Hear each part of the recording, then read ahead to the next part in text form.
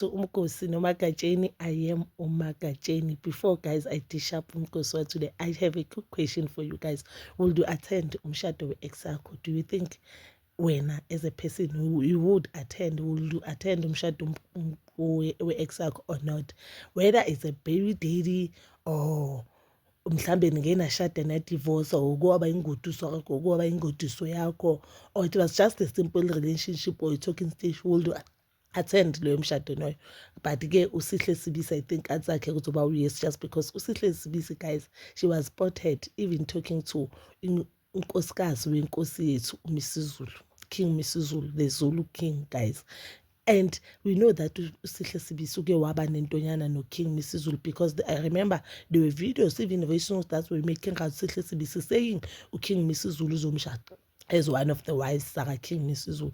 And guys, I for one, I didn't see anything wrong. I love King Misuzulu. If you have been following me, you know that I love King Misuzulu. I love indlela yenza ngayo izinto. I love indlela imithetho yakhe I-implementa ngakhona. Ngithanda indlela acabanga ngayo.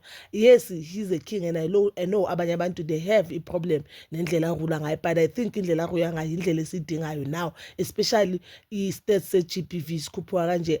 He's one of the people, one of the male that abathi no to marrying abantwana abancane, no to dating abantwana abancane. He's a good example to amadoda, not waseKZN but wonke amadoda eSouth Africa or umhlaba jikelele. We know that abakhosi amaningi or abantu abaningi besilisa they go to emhlangeni then bakhetha unkosikazi oyitshitshi, but I have no problem ukuthi ushade unkosikazi oyitshitshi. That is a good thing ukuthi uthathe unkosikazi wazi ukuthi uyakwazi ukuzibamba abamba isimilo sakhe alinde for a good man. My problem with that is you going there una 50 uyothatha umntana ona 17, wena endlini usho umntana ona 20 something. It's not fair. If it's giving you wanna control lo mntwana, but amasiko wabo and ama-beliefs wabo abanye abantu asikwazi ukuwajaja. So one thing I love about uKing Misuzulu, usho kahle ukuthi I will never, angeke mina ngize ngithade umntana omncane ngendlela ukuthi angaba yingane yami. Umntana omncane akuthi you could see lo muntu akakwazi ukwenza ama-decisions. And let me tell you guys, mina my problem with dating abantwana abancane, yes, ungathi una-30 utshele nomuntu ona-50. Umuntu ona-30 ngicabanga ukuthi sekase ingcondo yakhe seyiphelele ngendlela ukuthi uyakwazi uku-wrong naku-right, uyayazi into ayifunayo empilweni, anyeke umanipulate easy. You understand? Umuntu ona-30 if izinto zakhe zambe kahle unako okunye ukuthi yena une-career ucedile isikole. Akunamuntu ona-30 osafunda ugrade 12. Even if mhlambe usaya grade 12 or uyi-first year, it's just because when you decided to go late for some reasons, uye late evarsity or uye late high school.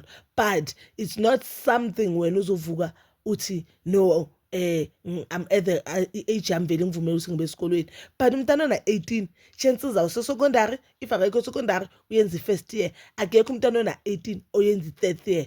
There's no way awukhonakala. Akekho umntana ona-18 ocedile ivarsity ocedwe inkinto osekayisebenzele ohlala kakhe awukhonakala. We know. You understand? But the one thing I love about uMisuzulu, makakhuluma nje if ubomamela kahle ubomuza ukuthi lo baba lo uhlakaniphile kakhulu, futhi umshado wakhe bewumuhle, nkosikazi wakhe omusha muhle, I do not wanna lie, muhle, and akabukeki a very young, ubukeka at a very right age. And I am so happy for iKing yase-KZN. I think he's a good leader and sifuna abantu abafana naye. Yes, I know ukuthi umkhosi was about uSihle Sibisi attending umshado, and you could see ukuthi inkosi ngalendlela imatured ngakhona akana nenkinga. Usho ukuthi banoSihle ba-right, i-ground yabo i-right, bayakhuluma ba-right, just that they have agreed ukuthi we cannot be together just because mina nawe mhlambe kumoshakele i-relationship yaphela, guys. But the fact ukuthi uSihle Sibisi attended that wedding, it also shows ukuthi iKing akusumuntu ohlukumeza abantu besimame. There's no way awukhonakala, ayikho. There's no way. Because if I do not think uSihle Sibisi will be there.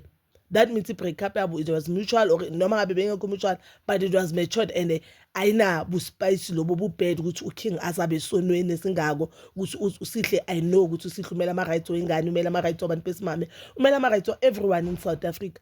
But I don't think loyo muntu loyo anga-attend umshado of umuntu ohlukumezayo. I do love King Misizulu. I pray ukuthi uNkulunkulu amandisele insuku zakhe zokuphila and ebukhosini bakhe uNkulunkulu angenelele kakhulu ngendlela ukuthi asucceed in everything that he do. Ngithandazana nomshado wakhe omusha ukuthi uphumelele. That is all for now bazala bamzitho. Please don't forget to comment, like and subscribe. Nginthanda ukuya nokuya.